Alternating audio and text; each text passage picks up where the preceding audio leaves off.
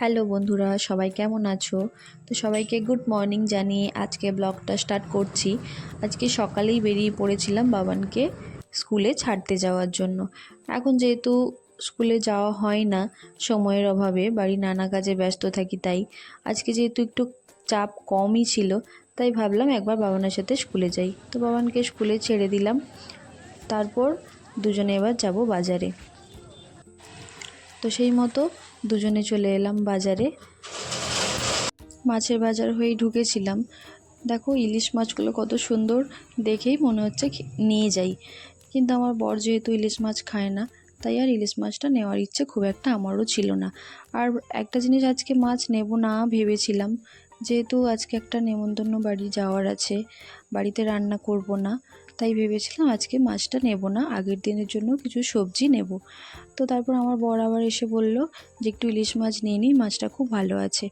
আমি বললাম যে না, তুমি যেহেতু খাবে না, তার থেকে মাংস নিয়ে যাব, মাংস হলে সবাই মিলে খেতে পারবো, সেজন্য নিলাম না।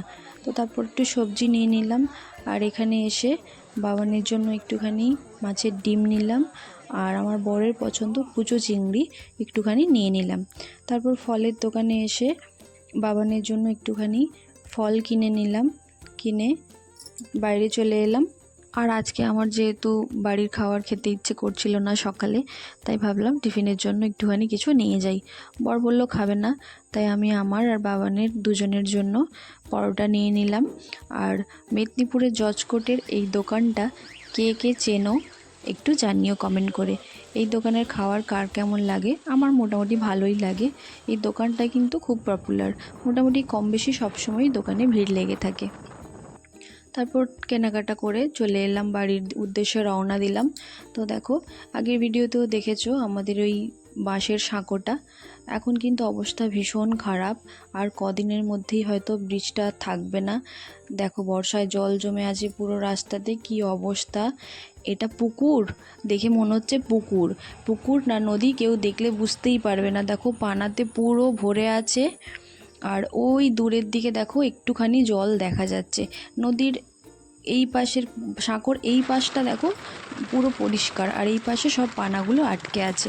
তো এখানে চলছিল নৌকো মেরামতের কাজ, নতুন নৌকো বানিয়েছে এইবারে, যেহেতু আর কদিনের মধ্যেই হয়তো এই সাঁকোটা আর থাকবে না। এটা পানার চাপেই প্রায় প্রত্যেক বছর ভেঙে যায়। তো তারপর আমরা এই পারে চলে এলাম। তারপর দেখো মেঘ মেঘ করেছিল, কি সুন্দর লাগছিল দেখতে। যেহেতু কিছুদিন থেকে বৃষ্টি হয়ে চলেছে, দেখো চারিদিকে পুরো জল জমে আছে। তো আমরা এবার বাড়ি চলে আসলাম। তো চলো নেক্সট ভিডিওতে দেখা হচ্ছে, এখনকার মতো টাটা।